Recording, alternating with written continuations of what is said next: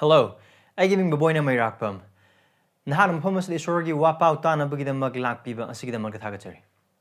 Agi prathna di nahak na takdi ba wapaw ang sige mapal na isor buhay na nung siba amasung mahaki mi aduga mahaki singlup buhay na nung siba sini. Diba hak na nahaki na pamda noluk choning ba dudi nahak na takdi ba wapaw asina. Nahak na nahaki singlup ta pipam tok pa nahaki commitment amasung nahaki singlup ki luching ba singi makapon pam tok pa adugi mahuti silhan bigano. Adu ba wapaw sige mapal na. Nakagising lupa hinanong siba, nakagising lupa luching musing buhay hinanong siba, at quite maruoy na, isuri matik mga na magtihing ba punsi na chakot pa ado, eki prathana ni. Ibang umaki wapaw, taminas.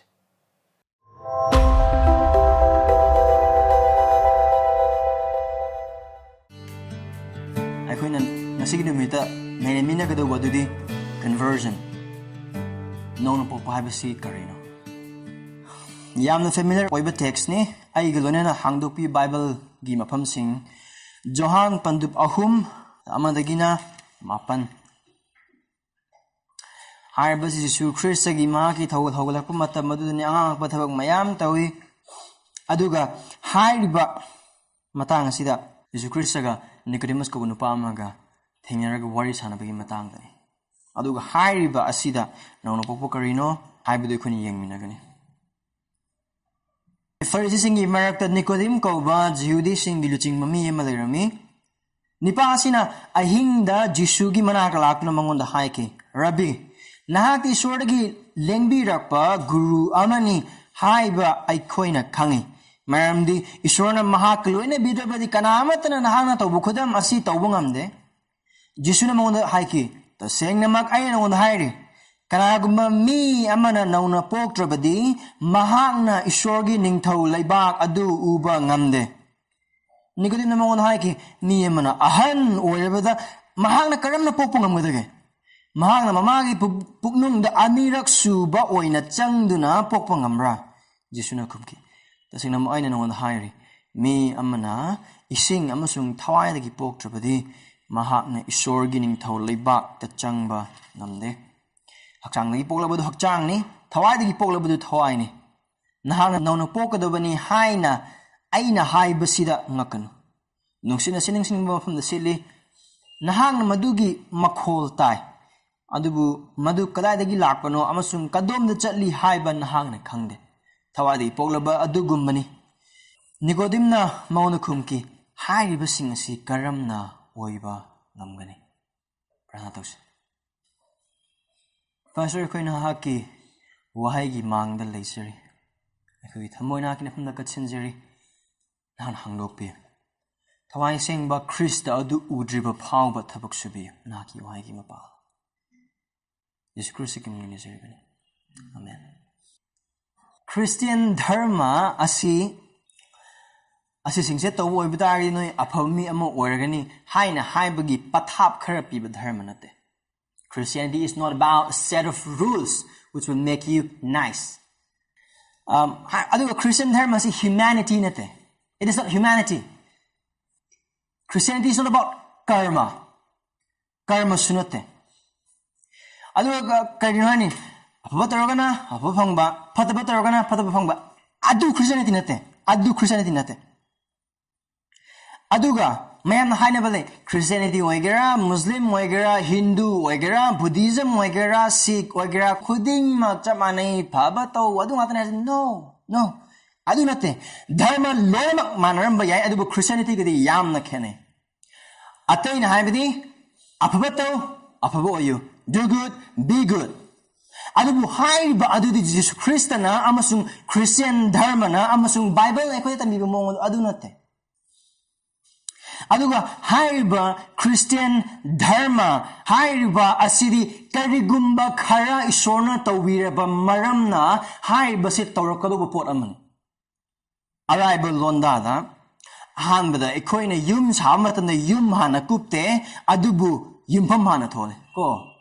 yumpham tholaga masake yum sabani yum saraga kona yumpham thonmunate atei dharma singsina haisna yum hana saw karigina makta yumpham thonaba haibadi afaba thabak taw isorna nungsini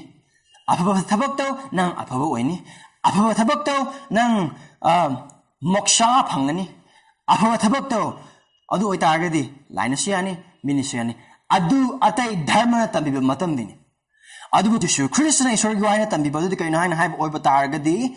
afaba thabak tawgadabudo nahaki nungda karigumba khara isorna tawibagi maramna afaba thabak tawgadobani afaba oinaba afaba tawba nate afaba oihanbiraba maramna afaba tawbani karigumba karmadu Christian dharma orimba oiba targadi afaba tawba na afaba phangba phataba tawba na phataba phangba oiba targadi that is chaotic Karigumba, afaba taroga afaba phangma phataba taroga phataba phangba oiba targadi nang amasung ai mioibagi jati asina khwaidagi kiba khwaidagi tamthiraba khwaidagi laibak thiba mi adu oramgodani why karigidamo tano ai khoi papi ne ai khoi pap natana kari amata taude pap ta polakpa pap ta chaurappa pap ta hinglakpa pap ta harau mi ngatine khoi aduna marmoraga pap kitong wonde ka Bible na sibani if it is karma then our destiny is hell but that is not Christianity clear Christian dharma si humanity nate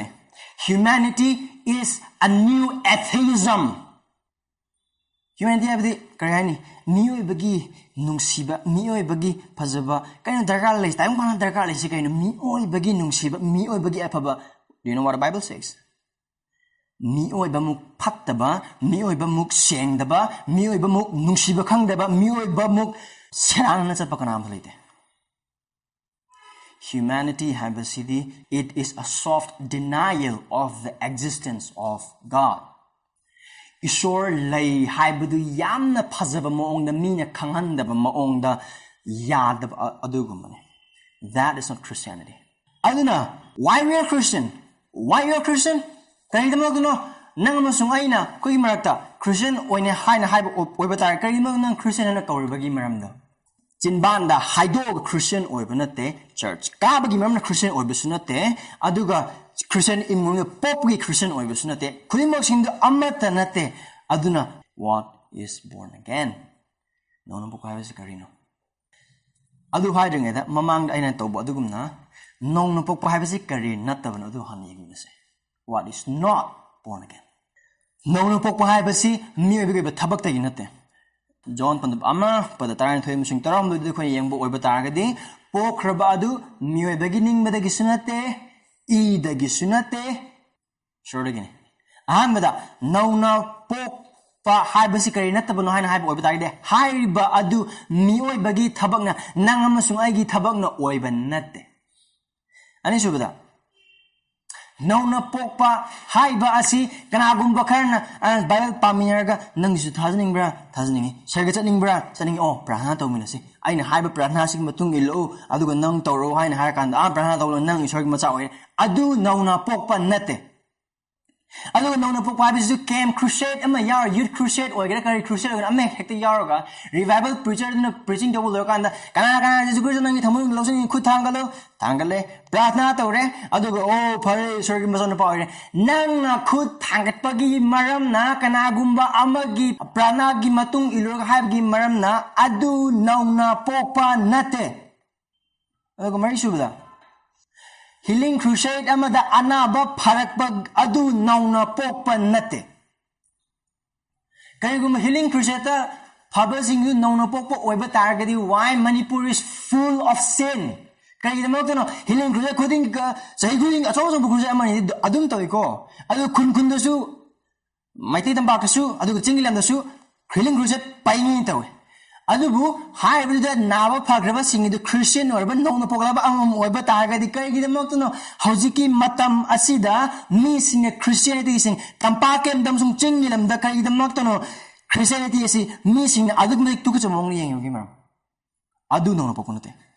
aduga haiba singa sesu prarthna tawba habidi kanagumba magi prarthna gi matung inba adugi sign khara tawba adugi healing crusade khut thangatpa adugi revival khut thangatpa Youth came khudingi born again and again and again and adu tawsu laigo adu amathnate aduga haiba khuding maksing adusu nona polaba mi amai khudam amasung sakeda those are not again an evidence of being born again haiba sidu nona pokunate adu oiba target nona popa habise karina was conversion ai tapna hajarke nauna pokpa haibasi isorgi thawai thabakni hai basi de ibungo mahakna papi amana Jisu Christ da paptagi pukning hongduna aran khubam gidamakta thajaba ngamnaba papta amusung ayol aranda sirmlaba papi bu hingat handuna anno thamoi ama pibiba asi nauna pokone amun harke nauna pokpa hai basi isorgi thawai gi thabakni aduga hai basi ibungo mahakna papi amana Jisu Christ da paptagi pukning hongduna aran khum gidamakta thajaba ngamnaba papta amusung ayol aranda sirmlaba papi bu hingat handuna anoba thamoi ama pibiba asi nona pokone conversion is a work of God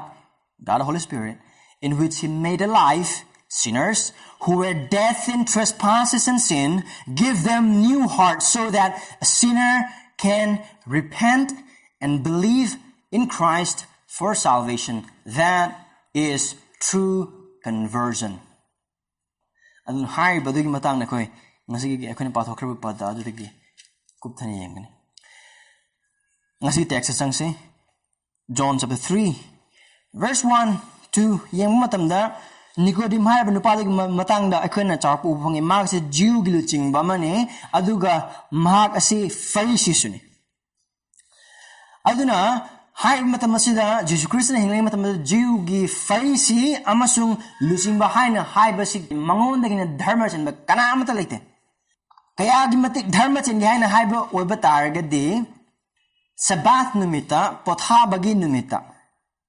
karam hai na ngakani hai na hai ba oiba targadi hoi ma chinja ki chagani adubu ma na chagada ba chinja adu chang ama lei ma na pu wa victory akangba adugena lumba chinja ma pu ba yade adugu mana thakadauba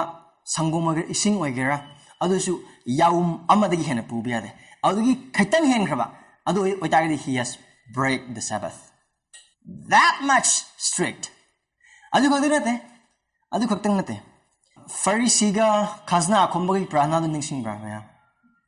kamana prana du Pharisee dina ai di taragi amma katli adagi chara helaga prarthna tawi khudimani asema asen moine to thabak ngaktane nang ai ga Pharisee amma yang po oiba taragadi ai khodi krishnate waya thang Old Testament asida chawrakna waya thang chatruka kunthama thoimuk yawe hai chatruka kunthama thoi khudimok sing do amatta soida ngakpa mi ngakani moise Torah Genesis tagina Deuteronomy khudimok sing chinpha bo kangbu ngakane hai ro tambi bo kangbu ngakane compare that nang hoji oiba Christian hoina leiba khoiga Nicodemus kang chang tarogeng se khumit po yode very religious yamna dharma cherpa yamna dharma chen mi gi mit yeng adugun pamne markse lai ahinga lai kali hai mangna rabbi habi guru nahak ni sura ileng mi rakba guru amani haina hai ba aina akhoi khangi maram di isona mahak lo ni bijabadi kana amatana nahanga tabu khudam masi to bungam de pare Jesus Christ tambire anabasing phale khudimok sing adu ubu matamda moi khange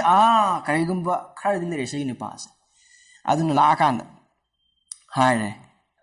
ishoragi macha ishoragi thabirak pani aduni Jesus Christ reply verse 3 Nicodemus lakhiba Jesus Christ oza amone lakhibane Jesus Christ da Nicodemus lakhiba adu mahaka wari khar sananabugi da makta khara loksingi matangda khara philosophical thought khara share tornabugi da makta lakhiba adu verse 3 Jesus Christ wa ka yengo Jesus Christ mangonda haike ta sengnamak aina nangonda haire kanagumba mi launa poktrabadi mahagna isorgi leibak adu uba ngamde kaya sida haina haire se Nicodemus Papi amana oza darkar leite adubu kanbi mapu am darkar le sinner needs a savior not a teacher sinner needs salvation not some set of laws pachen mana aran khum du darkar le aduga kamana phagani kamana dharma chengani adu mapan thangi obidu da kamana phagani haina haibagi mache amma khaktangi wahai khra du darkar leite ꯑꯗꯨꯅ ꯖꯤꯁꯨ ꯈ꯭ꯔꯤꯁꯇꯅ ꯃꯐꯝ ꯑꯁꯤꯗ ꯍꯥꯏꯔꯤꯕꯁꯦ ꯃꯍꯥꯛꯅꯗꯤ ꯏꯆꯝ ꯆꯝꯅ ꯋꯥꯍꯩꯗ ꯑꯣꯖꯥ ꯑꯃ ꯑꯣꯏꯅ ꯐꯤꯂꯣꯁꯣꯐꯤꯀꯦꯜ ꯊꯣꯠ ꯑꯥꯏꯗꯤꯌꯥꯒ ꯁꯤꯌꯔ ꯇꯧꯅꯕꯒꯤꯗꯃꯛ ꯂꯩ ꯑꯗꯨꯕꯨ ꯖꯤꯁꯨ ꯈ꯭ꯔꯤꯁꯇꯅ ꯇꯧꯕꯁꯦ ꯀꯩꯅꯣ ꯍꯥꯏꯅ ꯍꯥꯏꯕ ꯑꯣꯏꯕ ꯇꯥꯔꯒꯗꯤ ꯅꯤꯀꯣꯗꯤꯃꯁꯀꯤ ꯊꯃꯣꯏ ꯑꯗꯨꯗ ꯌꯥꯟꯁꯤꯟꯕꯒ ꯆꯞ ꯃꯥꯟꯅꯕꯅꯤ he is addressing Jesus Christ ꯃꯐꯝ ꯑꯁꯤ ꯇꯧꯕꯁꯦ ꯀꯩꯅꯣ ꯍꯥꯏꯅ ꯍꯥꯏꯕ ꯑꯣꯏꯕ ꯇꯥꯔꯒꯗꯤ ꯃꯤꯑꯣꯏꯕ ꯑꯃꯒꯤ ꯈ꯭ꯋꯥꯏꯗꯒꯤ ꯃꯔꯨ ꯑꯣꯏꯕ ꯈ꯭ꯋꯥꯏꯗꯒꯤ ꯗꯔꯀꯥꯔ ꯂꯩꯕ ꯑꯃꯁꯨꯡ ꯅꯥꯊꯩꯕ ꯁꯨꯛꯌꯥ ꯌꯥꯗ꯭ꯔꯤꯕ ꯑꯆꯨꯝꯕ ꯑꯗꯨꯒꯤ ꯃꯇꯥꯡꯗ ꯖꯤꯁꯨ ꯈ꯭ꯔꯤꯁꯇꯅ ꯇꯝꯕꯤꯔꯤꯕꯁꯦ ꯀꯅꯥꯒꯨꯝꯕꯅ ꯅꯧꯅ ꯄꯣꯛꯇ꯭ꯔꯕꯗꯤ ꯃꯍꯥꯛꯅ ꯏꯁꯣꯔꯒꯤ ꯅꯤꯡꯊꯧ ꯂꯩꯕꯥꯛ ꯑꯗꯨ ꯎꯕ ꯉꯝꯂꯣꯏ ꯀꯩꯅꯣ ꯁꯤꯗ ꯖꯤꯁꯨ ꯈ꯭ꯔꯤꯁꯇꯅ ꯍꯥꯏꯔꯤꯕꯁꯦ ꯅꯧꯅ ꯄꯣꯛꯇꯕ ꯌꯥꯗꯕꯒꯤ ꯃꯔꯝ ꯑꯗꯨꯅꯤ ꯃꯐꯝ ꯑꯁꯤꯗ ꯅꯤꯀꯣꯗꯤꯃꯁꯇ ꯖꯤꯁꯨ ꯈ꯭ꯔꯤꯁꯇꯅ ꯍꯥꯏꯔꯤꯕꯁꯦ ꯀꯔꯤꯒꯤꯗꯃꯛꯇ ꯅꯧꯅ ꯄꯣꯛꯀꯗꯕꯒꯤ ꯃꯔꯝ so that ꯀꯔꯤꯒꯤꯗꯃꯛꯇ ꯍꯥꯏꯕ ꯑꯣꯏꯕ ꯇꯥꯔꯒꯗꯤ ꯏꯁꯣꯔꯒꯤ ꯅꯤꯡꯊꯧ ꯂꯩꯕꯥꯛ ꯑꯗꯨ ꯎꯅꯅꯕꯒꯤꯗꯃꯛꯇꯅꯤ ꯀꯔꯤꯒꯤꯗꯃꯛꯇ ꯄꯣꯛꯄ ꯗꯔꯀꯥꯔ ꯂꯩꯕꯒꯤ ꯃꯔꯝ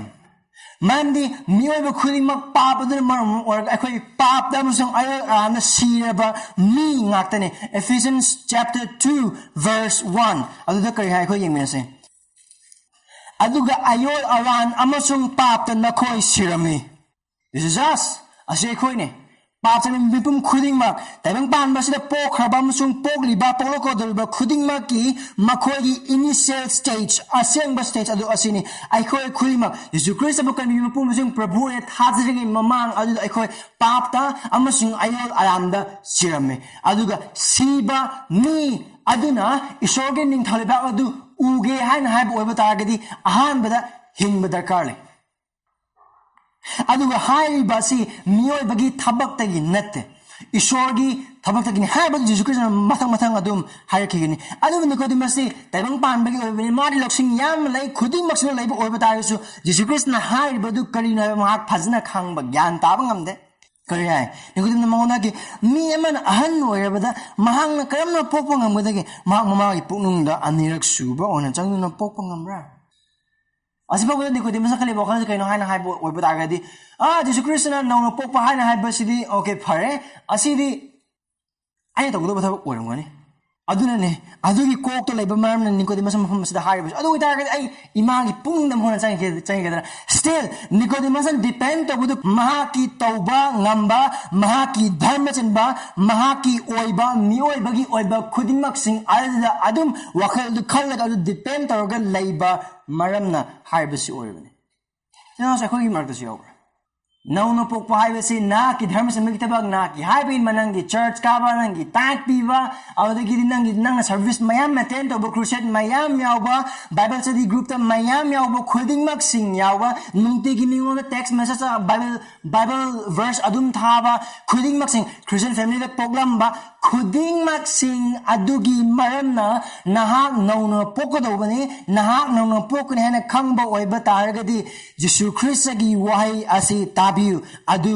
ꯑꯔꯥꯟꯕꯅꯤ ꯍꯥꯏꯔꯤꯕ ꯑꯗꯨꯒꯤ ꯃꯄꯥꯟꯅ ꯀꯅꯥ ꯑꯃꯠꯇꯅ ꯅꯧꯅ ꯄꯣꯛꯂꯣꯏ ꯑꯗꯨꯒ ꯃꯤꯑꯣꯏꯕꯒꯤ ꯊꯕꯛꯅ ꯅꯧꯅ ꯄꯣꯛꯄ ꯀꯅꯥ ꯑꯃꯠꯇꯁꯨ ꯂꯩꯈꯤꯗ꯭ꯔꯤ ꯀꯅꯥ ꯑꯃꯠꯇꯁꯨ ꯂꯩꯔꯣꯏ ꯏꯁꯣꯔꯒꯤ ꯊꯕꯛꯅꯤ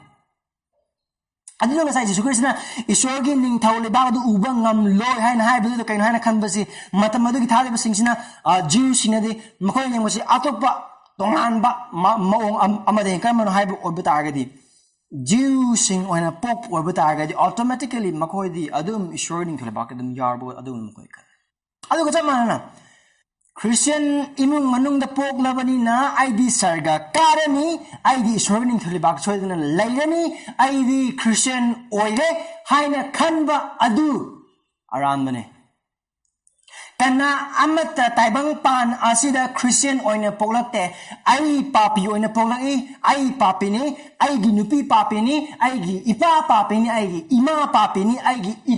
ꯏꯄꯨ ꯄꯥꯄꯤꯅꯤ ꯑꯩꯒꯤ ꯏꯕꯨꯙꯧ ꯄꯥꯄꯤꯅꯤ papi ngakene jamana nang papi ni nangi nupi papi ni nangi nacha papi ni nangi ima papi ni nangi imagi imazu papi ni nangi ipazu papi ni papi ngakene all are born sinner none has been born as Christians fix that truth kanna amatra nauna pokna Christian obusuya yaroi aduga Christian oiba haiba asi Christian imongna poe pastor amagi macha ore pastor amagi masu ore haina swasti da yaurakpa dakhina gi dan sunnatte nahak nauna pokadogani nahak nauna pokadogani nauna poktrabadi ꯏꯁꯣꯔꯒꯤ ꯅꯤꯡꯊꯧ ꯂꯩꯕꯥꯛꯇ ꯃꯐꯝ ꯑꯃꯠꯇ ꯂꯩꯇꯦ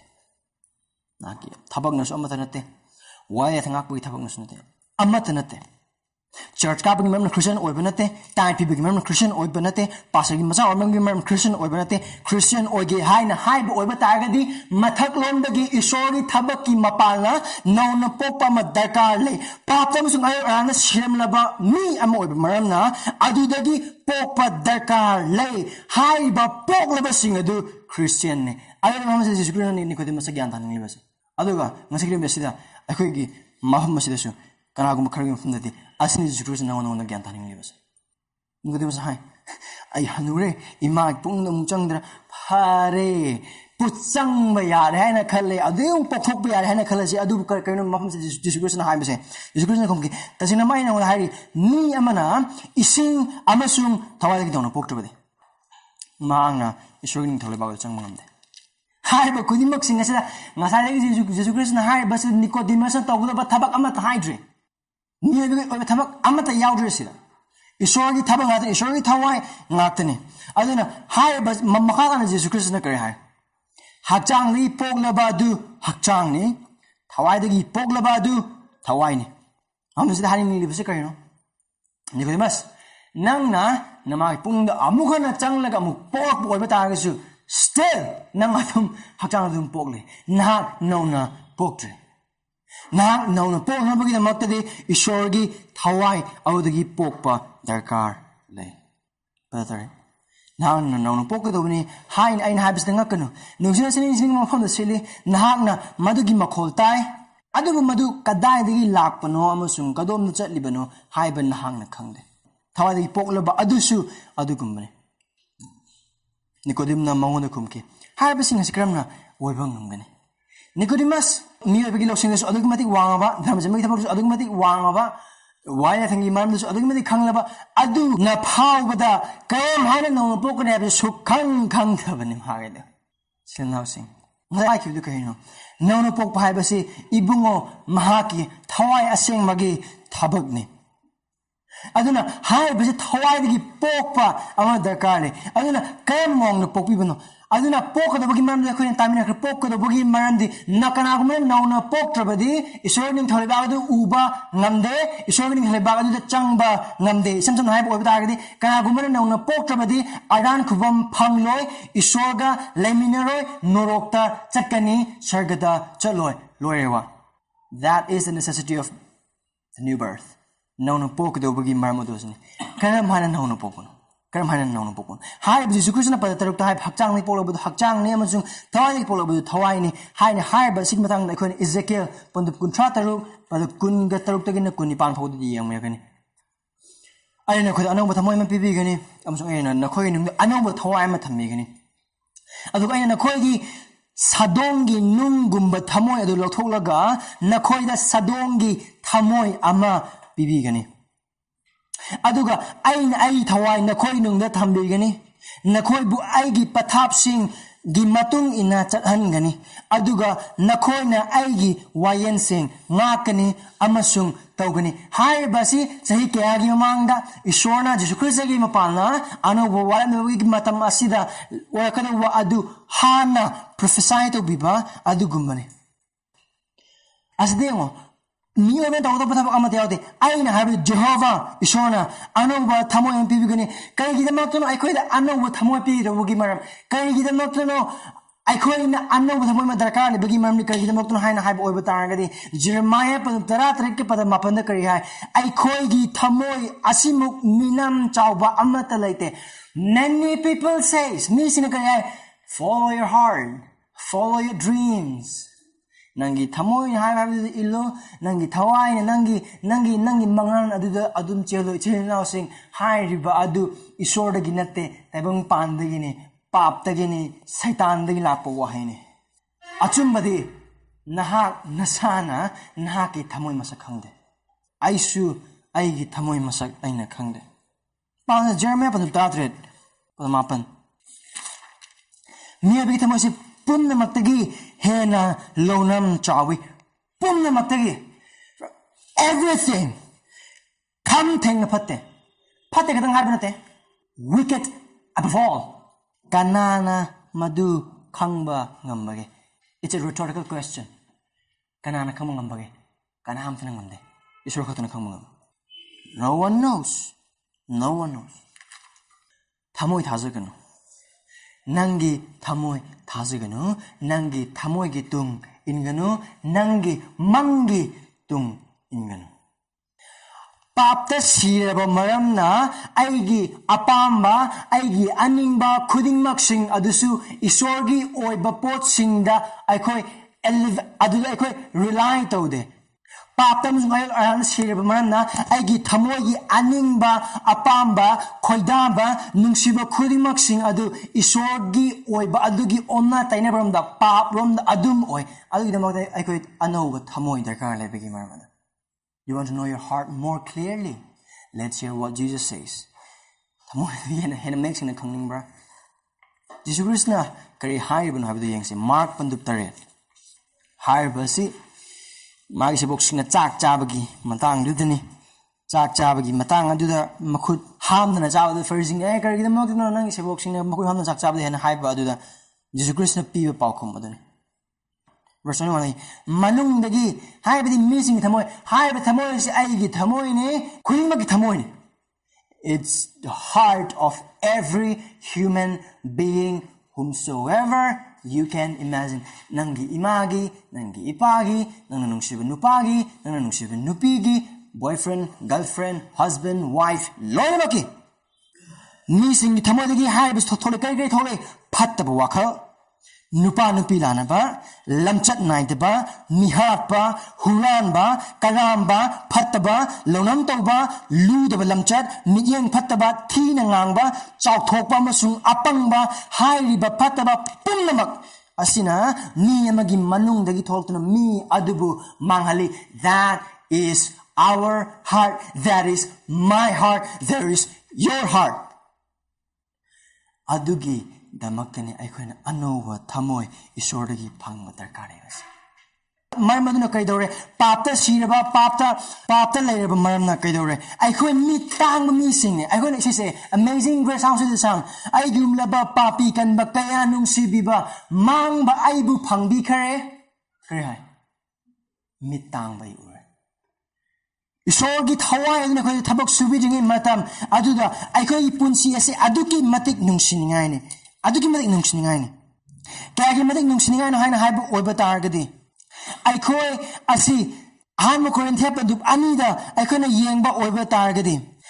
aikoi na isorgi oiba hiram khudingmak sing adu aikoi mittange isorgi oiba thawai oiba poching adu aikoi na gyan taba ngamde aikoi gi mit asi tabang pan bagi laina aigi napana aigi thamoina aigi karamana aigi kalapana aigi pamna tabang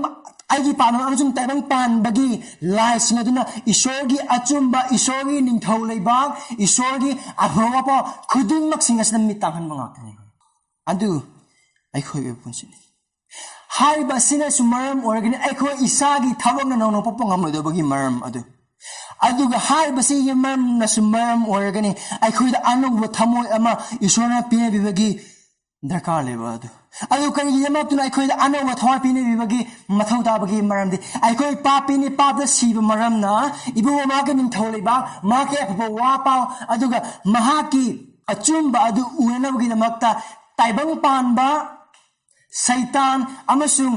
aikoi hachang the world, the flesh and the devil haiba asigi subnan sasanda laiba aikoi haiba sida siraba aikoi hingat pa darkar le adugi damakta isorgi thawai asi aikoi da anubu thawai asi aikoi da isorna thambiba darkar le aikoi hingba darkar le adug aina khoi gi nungum mathamoi lothoklaga nakhoi da sadongi thamoi bibigani aikoi thamoi adu nungi thamoi Jesus Christ thajang matam aikoi thamoi adu nungi thamoi oi maramna isorgi achum madu kaina khangde paptu tawbasu adu kya nungai taba phaude aikoi miyam se kaino haina haibu oi batagadi aigi nungda leiba pa adu dagi hena mapan leiba pa kidamok hena sawu mine aigi asoiba chama kauraga migi asoiba ama adum ningsingmu mi aikoi ne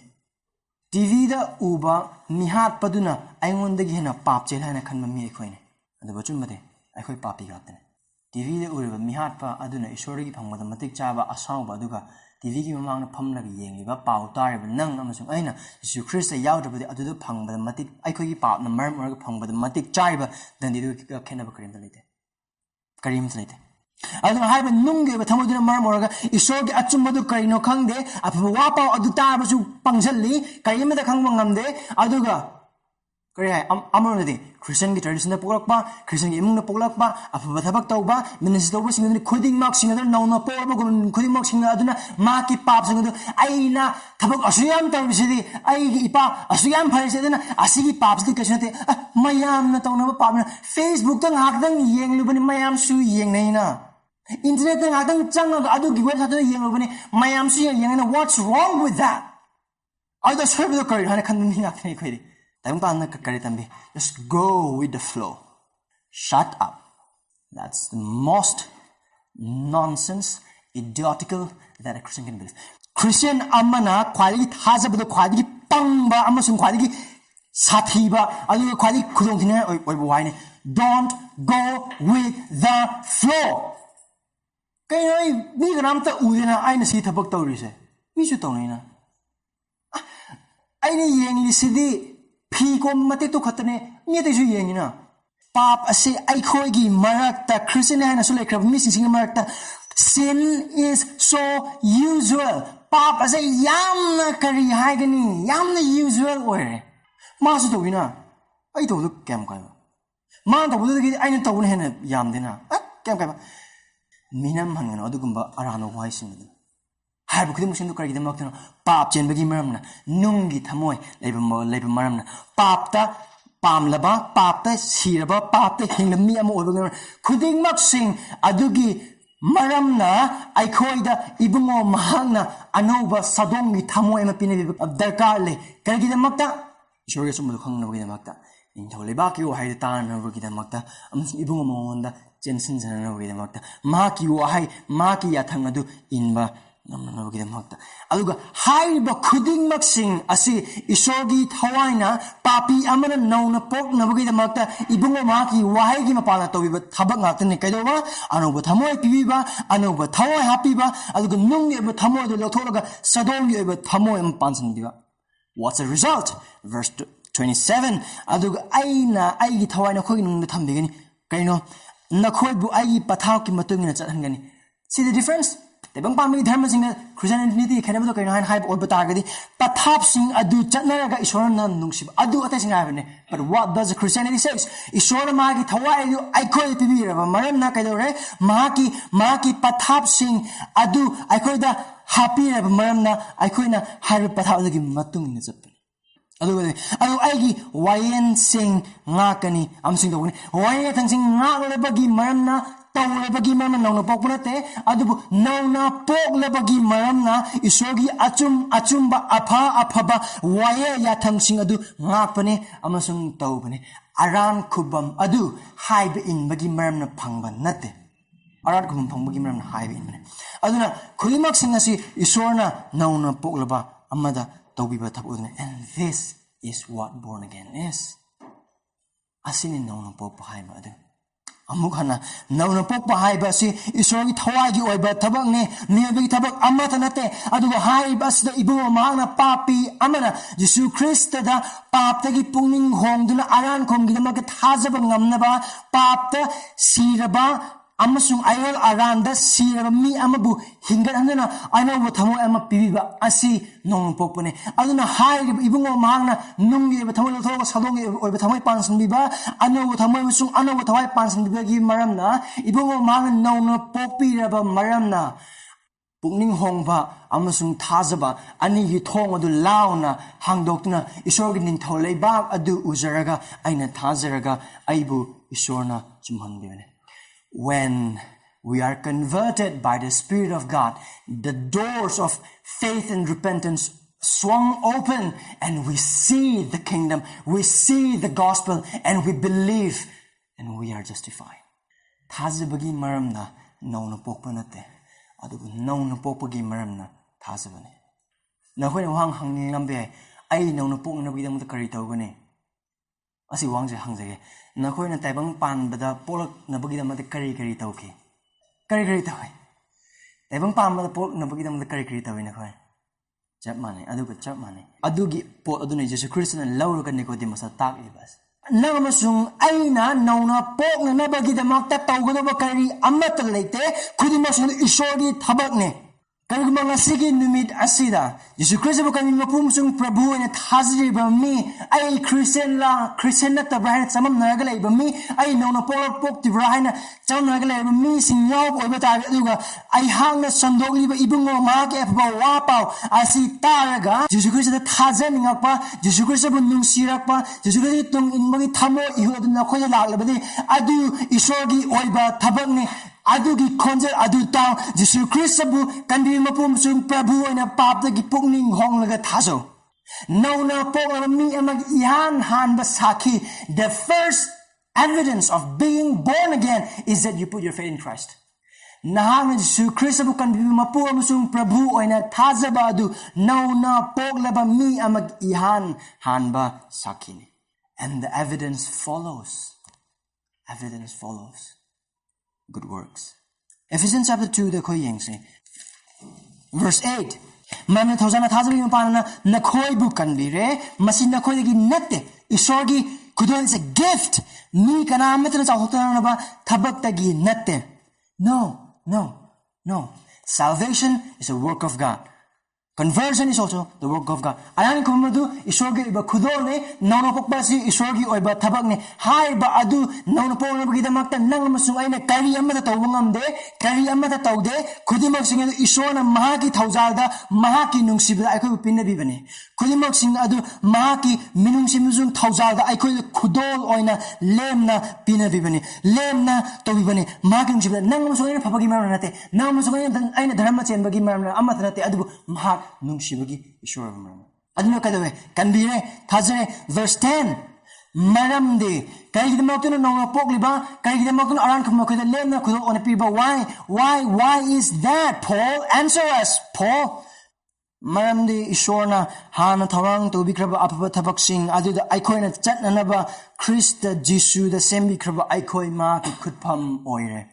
aikoi bu nong pokhan biriba nong popugi na pala ko Jesus Christ ba koi kan mapu musung Prabhu na thazriba kaya mana thazam aikoi to kraba to musung to ko pap khuding maksing du mang kokpi he forgives our sin in Christ in full khuding masing kokpi kari gidam to han hai bo ba taragadi aina tawing tong pap to tong bu gidam to na te aina hini pusida hinna bu gidam to kari gidam ta isorna hana lang bikraba apaba thabak sing adu tawduna ma ki aning ba tawduna ma ki hai bi induna church kaduna thalba sing punduna bible paduna amaga saugatna duna amaga thazaba gi pusidu chatmin naduna amaga pap haidok meduna pap semdok meduna aseng bi pusidu chawkhat menna ba adu gi da makta aikhoi no pokpani adu gi da makta khoi kan view phangbani adu gi da makta isorna aikhoi bu ma ki singlupta thambi bani aning pa matong gi amata nate tunse now sing kariguma nahakna no polabra poktra Christian na tabra how will someone no label over taragadi all you can do is pray pratna to ishori Prabhu Ishor ai nahakana no mayek sing na khangde ai kan bi phangdabra ai mayek sing amada khangde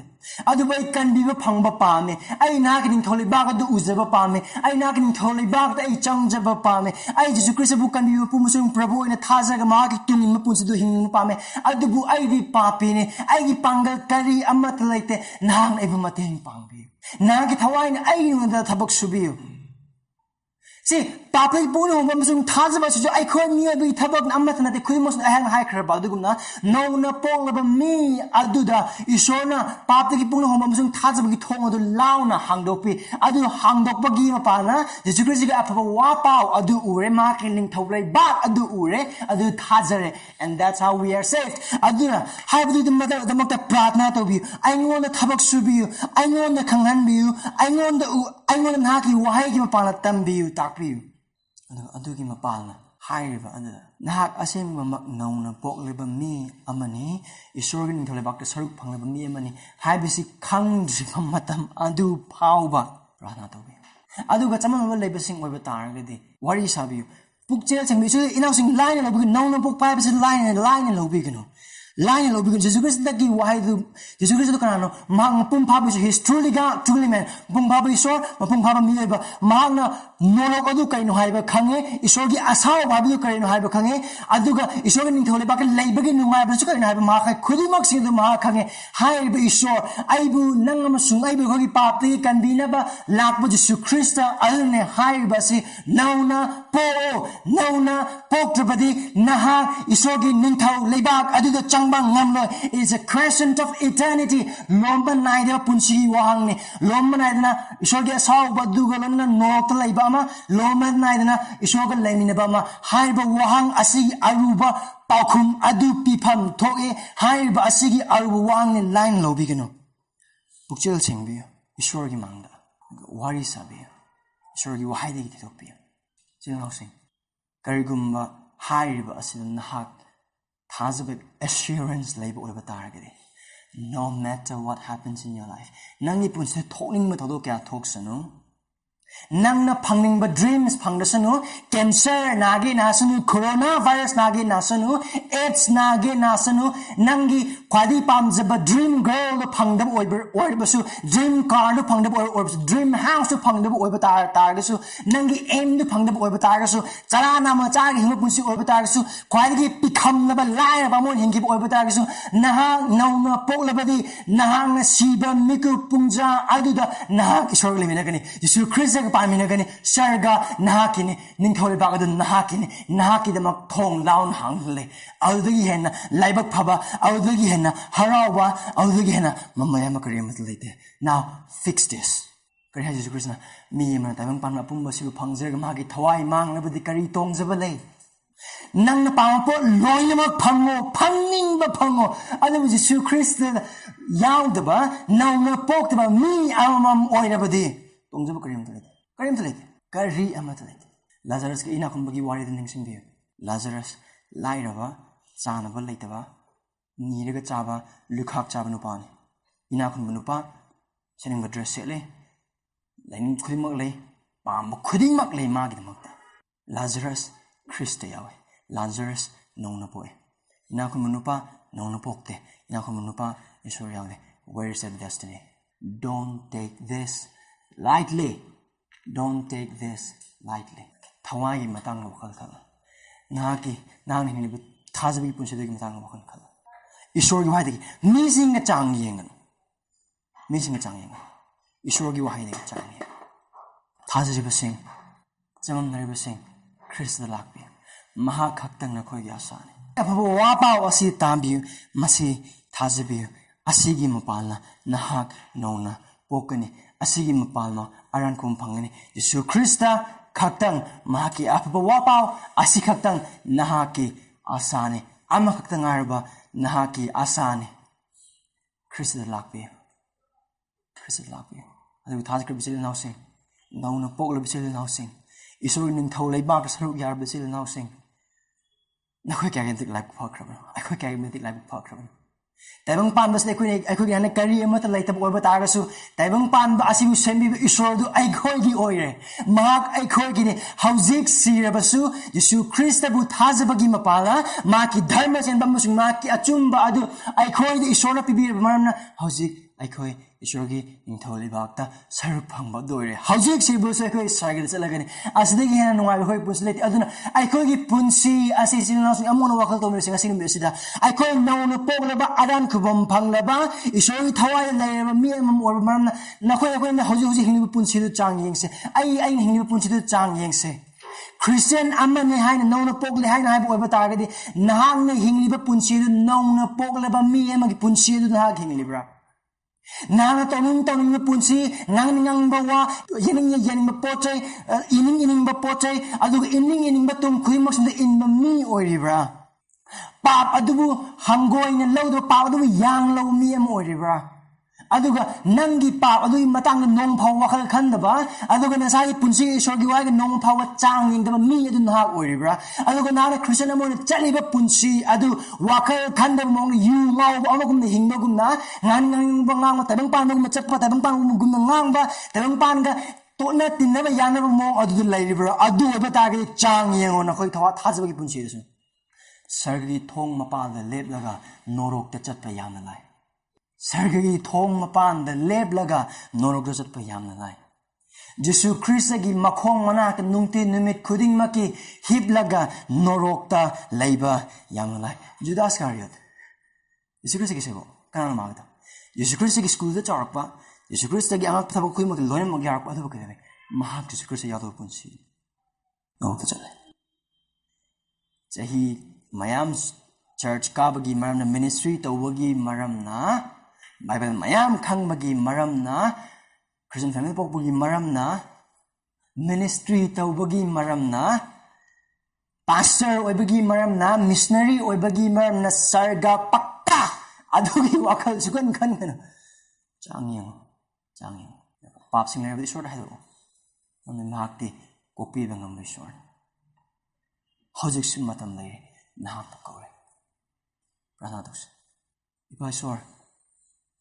Prabhu no pupukar ni mo nam takpi buki mag thakache Prabhu so ekhogi pangal kare mat laite Prabhu nahaki pangal na trab ekhogi pangal kare mat laite pa khoi mo sing nahaki pangal gi mapalan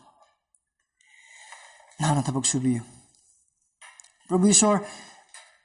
ay khoi na po po matik chaba nate.